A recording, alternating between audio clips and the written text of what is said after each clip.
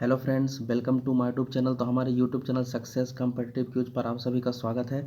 तो आज हम लोग सिमुलतला आवासीय विद्यालय क्लास 6 के साइंस के प्रैक्टिस सेट के बारे में बात करेंगे।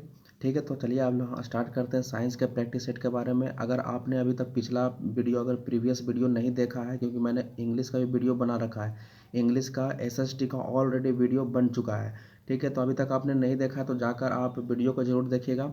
और अगर आप चैनल पर नए हैं तो चैनल को सब्सक्राइब कर दीजिएगा। मैक्सिमम जितना हो सके तो आप शेयर कर दीजिएगा। ठीक है, आप ज़रूर शेयर कर दीजिएगा ताकि और सब स्टूडेंट को फ़ायदा हो सके। ठीक है, तो फिलहाल हम लोग बढ़ते हैं साइंस के प्रैक्टिस सेट के बारे में। और एक इन्फॉर्मेशन आपको और देना है, अगला वीडियो आपका मैथ का प्रैक्टिस सेट भी आएगा। ठीक है, मैथ के प्रैक्टिस सेट भी आएगा, तो प्रैक्टिस सेट को आपको ज़रूर लगाना है। ठीक है, चलिए हम लोग आगे बढ़ते हैं साइंस के प्रैक्टिस सेट के बारे में। ठीक है, और वीडियो को शुरू से लेकर अंत तक ज़रूर देखिएगा। देखिए इसमें फर्स्ट क्वेश्चन क्या कह रहा है, तो ध्यान दीजिएगा। फर्स्ट क्वेश्चन इसमें कह रहा है कि जीव विज्ञान के जनक किसको माना जाता है, मतलब बायोलॉजी का जनक। ठीक है, तो अरस्तु को माना जाता है, याद रखिएगा। ठीक है, जीव विज्ञान का जनक अरस्तु को माना जाता है। तो यहाँ पर दो चीज़ आपको याद रखना। आपको अगर क्वेश्चन में बायोलॉजी का अगर जनक पूछ दे, बायोलॉजी एग जूलॉजी, ठीक है, तो दोनों का आपका जनक कौन हो जाएगा, अरस्तु ही होगा। ठीक है, चलिए नेक्स्ट अब आगे आते हैं। नेक्स्ट क्या बोल रहा है कि जीव विज्ञान शब्द का प्रयोग सर्वप्रथम किसने किया था, तो इसने किसने किया था, तो बी नंबर इसका सही आंसर हो जाएगा, लैमार्क और ट्रेविरेनस। तो ये आपको याद रखना है। ठीक है, नेक्स्ट आगे बढ़ते हैं। आगे कह रहा है कि जीवन की उत्पत्ति पूछ रहा है कि कहाँ पर हुआ था। जीवन की उत्पत्ति सबसे पहले जल में हुआ था। तो यहाँ पर आपको दो प्रकार से भी क्वेश्चन पूछता है कि सबसे पहले किस जीव का जन्म हुआ था, तो आपको बोलना है नील हरित शैवाल। ठीक है, नील हरित शैवाल या नीला हरित शैवाल भी बोलते हैं। ठीक है, ब्लू ग्रीन एल्गी इंग्लिश में कहा जाता है। और अगर आपके ऑप्शन में अगर नील हरित शैवाल अगर ऑप्शन में नहीं हो, अगर बैक्टीरिया अगर ऑप्शन में है तो बैक्टीरिया को भी टिक करके आना है, अगर वो नहीं रहेगा तब। ठीक है, तो याद रखिएगा इसे। चलिए आगे बढ़ते हैं। क्या कह रहा है, कोशिका सिद्धांत देने वाले वैज्ञानिक कौन थे, तो कोशिका सिद्धांत स्लाइडेन और स्वान ने दिया था। ठीक है, तो ये आपको ध्यान में रखना है। नेक्स्ट, थोड़ा सा मैं इसे छोटा कर देता हूँ। देखिए अब आगे ध्यान दीजिएगा। यहाँ पर कह रहा है कि सबसे लंबी कोशिका बताइए कौन सा है, तो तंत्रिका कोशिका जो है, जिसको हम नर्वस सेल बोलते हैं, तो वो शरीर की सबसे लंबी कोशिका है। ठीक है, नेक्स्ट उसके बाद बोल रहा है कि इलेक्ट्रॉन सूक्ष्मदर्शी का आविष्कार किसने किया था, तो नॉल एवं ई रस्का ने किया था इलेक्ट्रॉन सूक्ष्मदर्शी का आविष्कार। यहाँ पर कुछ और भी वैज्ञानिक है, तो थोड़ा सा उनके बारे में जान लीजिए क्योंकि एग्जाम में पूछता है। ल्यूवेनहॉक के बारे में पूछेगा तो ल्यूवेनहॉक को बैक्टीरियोफेज का जनक कहा जाता है। ठीक है, याद रखिएगा, बैक्टीरियोफेज का जनक किसको कहा जाता है, ल्यूवेनहॉक। इन्होंने भी अपना खुद का माइक्रोस्कोप बनाया था। ठीक है, उसके बाद आपका है कैमिलो गोल्जी। तो कैमिलो गोल्जी जो है ना, वो कोशिका का एक अंग होता है जिसका नाम है गोल्जी काय। ठीक है, एक कोशिका का नाम है गोल्जी काय। तो गोल्जी काय के जो खोजकर्ता जो थे वो कौन थे, कैमिलो गोल्जी। ठीक है, और सी बेंडा कौन थे, तो आपने नाम सुना होगा माइटोकॉन्ड्रिया का। ठीक है, ये भी एक कोशिका का अंग है माइटोकॉन्ड्रिया। तो माइटोकॉन्ड्रिया का नामकरण किसने किया था, तो सी बेंडा नामक वैज्ञानिक ने किया था। ठीक है, चलिए अब आगे नेक्स्ट आते हैं।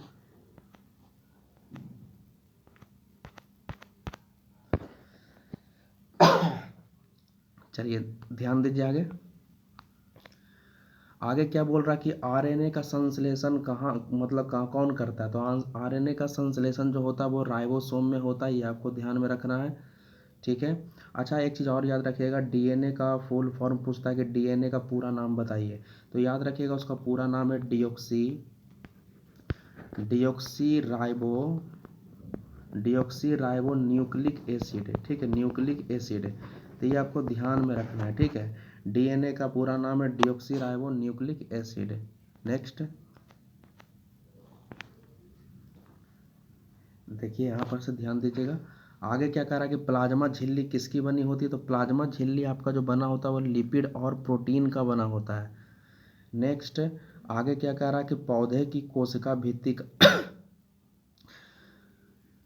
भित्ति का मुख्य अवयव कौन है, तो सेल्यूलोज है। ठीक है, याद रखिएगा, पौधे की जो कोशिका भित्ति जो होता है वो किससे बना होता है, तो सेल्यूलोज का बना होता है।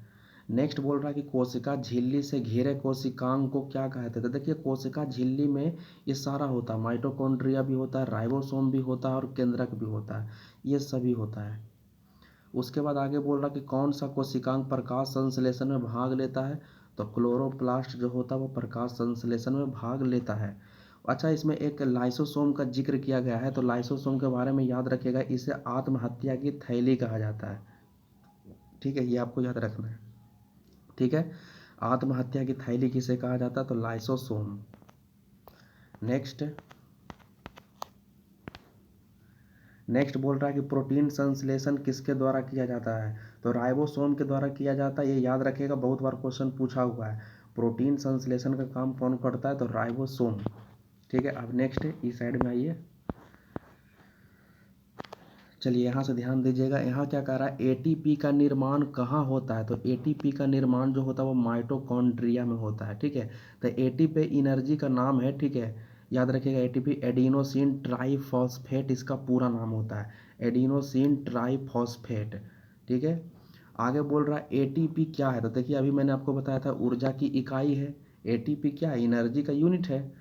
नेक्स्ट बोल रहा है किस कोशिकांग को आत्महत्या की थैली कहा जाता है, अभी मैंने आपको बताया था, तो लाइसोसोम हो जाएगा।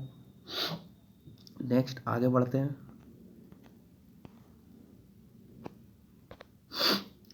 किस कोशिकांग में कोशिका का विद्युत गिरी किसको कहा जाता है, मैंने powerhouse of the cell mitochondria को कहा जाता है।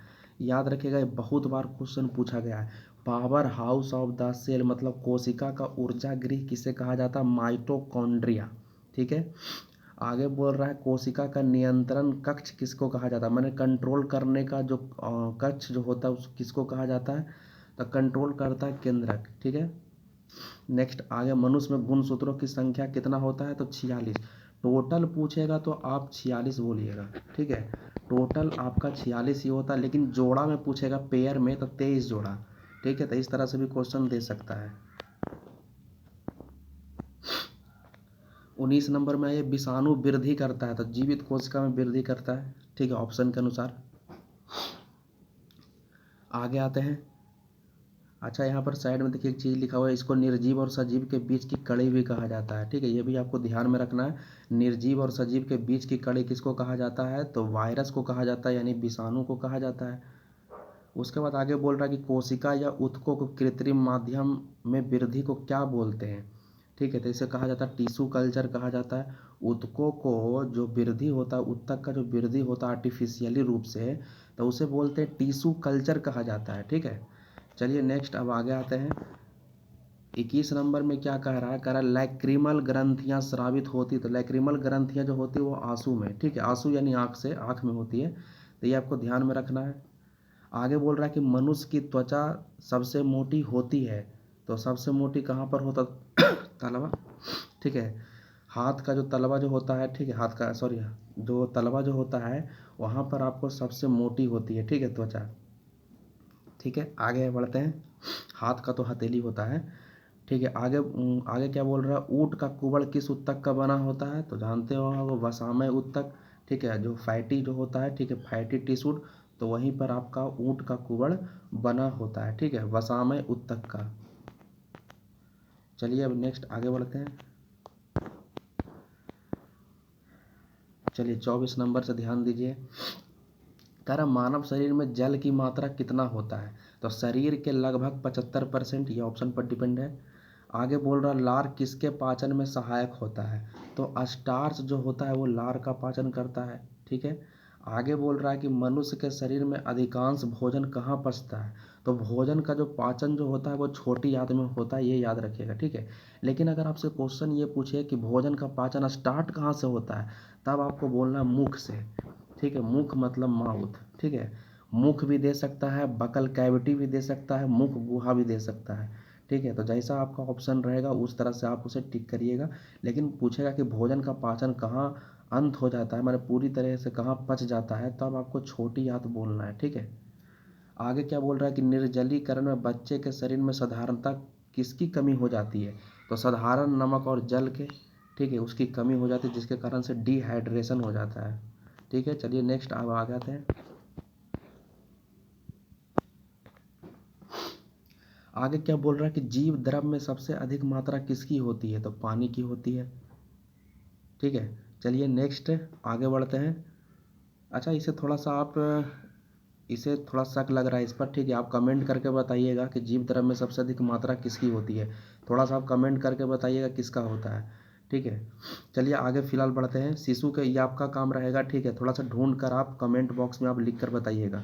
आगे बोल रहा है कि शिशु के विकास के लिए अधिक आवश्यक कौन है, तो प्रोटीन है। प्रोटीन अगर नहीं मिलेगा, ठीक है, तो जिसके कारण से शिशु का वृद्धि नहीं हो पाएगा, तो प्रोटीन ज़रूरी है।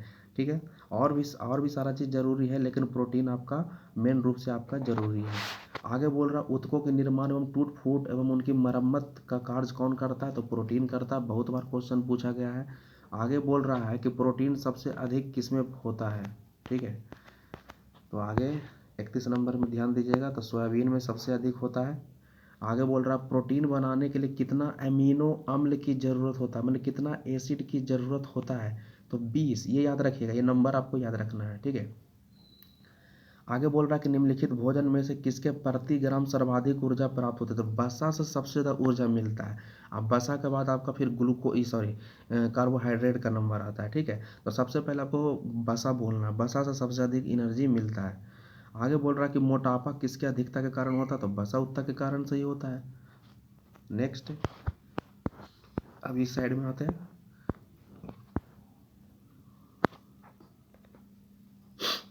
क्या बोल रहा है कि हड्डियों तथा दांतों में सबसे अधिक मात्रा में क्या पाया जाता है, तो कैल्शियम और फास्फोरस। कभी कभी ऑप्शन में कैल्शियम फास्फोरस नहीं देकर कैल्शियम फॉस्फेट भी देता है, तो उसको भी आपको टिक करना, वही चीज़ है। ठीक है, कैल्शियम और फास्फोरस। आगे बोल रहा है कि निम्न में से किसके द्वारा एक थका हुआ पहलवान पुनः ऊर्जा प्राप्त कर सकेगा, तो कार्बोहाइड्रेट। ऑप्शन के अनुसार से कार्बोहाइड्रेट ही होगा। चलिए नेक्स्ट अब आगे आते हैं। 37 नंबर में बढ़ते हैं। निम्न में से कौन सा खनिज लवण शरीर में बहुतायत मात्रा में पाया जाता है, तो ये आपका कैल्शियम हो जाएगा। नेक्स्ट आगे बोल रहा है कि भोजन में लोहा की कमी से कौन सा रोग होता है, तो आपको पता होगा एनीमिया हो जाता है। ठीक है, आगे बोल रहा है कि भोजन में आयरन प्राप्त करने का मुख्य स्रोत क्या है, तो पालक का साग, यानी हरे पत्तेदार सब्जियां जो होती है उनमें सबसे ज़्यादा आयरन पाया जाता है, और खासकर पालक में। ठीक है, चलिए अब नेक्स्ट आगे बढ़ते हैं। 40 नंबर में क्या कह रहा है, 40 नंबर में ध्यान दीजिएगा। 40 नंबर में कह रहा है कि मनुष्य केवल दूध, अंडे तथा रोटी के भोजन पर रहता है तो समान रोगी होगा, तो कह रहा है अस्कर्वी का वो शिकार हो जाएगा। ठीक है, याद रखिएगा इसे। आगे बोल रहा है कि सूर्य के प्रकाश की सहायता से विटामिन डी का संश्लेषण होता है। ठीक है, तो त्वचा में होता है। ठीक है, याद रखिएगा इसे। चलिए नेक्स्ट अब आगे बढ़ते हैं। आगे बोल रहा है कि कौन सा विटामिन जल में घुलनशील है, तो याद रखिएगा बी और सी जो होता है वो जल में घुलनशील है, लेकिन वसा में जो घुलनशील जो है वो ए डी ई के। ठीक है, vitamin A, vitamin D, vitamin E और विटामिन के जो है ये वसा में घुलनशील है, लेकिन जल में पूछेगा तो विटामिन बी और सी है। नेक्स्ट 43 नंबर ध्यान दीजिए। कौन सा विटामिन गर्म करने पर नष्ट हो जाता है, तो विटामिन सी नष्ट हो जाता है। नेक्स्ट आगे बोल रहा है कि सबसे अधिक विटामिन सी किसमें पाया जाता है, तो ये आपका ऑप्शन के हिसाब से तो ऐसे ये आंवला होगा। ठीक है, इसमें आंवला दिया नहीं है। ठीक है, तो यहाँ पर आप नींबू भी मार सकते हो। ठीक है, संतरा भी मार सकते हो। ठीक है, नींबू ही होगा। ठीक है, सबसे ज़्यादा विटामिन सी पाया जाता है, लेकिन आंवला नहीं दिया तो आंवला भी आपका हो सकता है। ठीक है, चलिए नेक्स्ट। ऐसा क्वेश्चन आपका सिमुलतला में पूछा जाता है। ठीक है, कि संतरा भी देगा, नारंगी, मतलब तीन ऑप्शन आपका ऐसा दे देगा कि ऑप्शन ए भी हो सकता है, ऑप्शन बी भी हो सकता है, सी भी हो सकता है। तो उस स्थिति में या तो आप उसे छोड़ दीजिए, या किसी को भी आपको जो सही लगता है उसे आप टिक कर दीजिए। ठीक है, तो ऐसे भी आपका बाद में आपका ऑब्जेक्शन करने के लिए देता है। ठीक है, नंबर आपका बढ़ जाएगा। ठीक है, चलिए नेक्स्ट अब आगे बढ़ते हैं। चलिए नेक्स्ट आगे कह रहा है कि निम्न में से किस विटामिन ए बहुत अधिक मात्रा में पाया जाता है, तो गाजर में पाया जाता है। ठीक है, आगे बोल रहा है विटामिन डी की कमी से होने वाला रोग कौन है, तो रिकेट्स है। ठीक है, अब यहाँ पर आगे ध्यान दीजिए।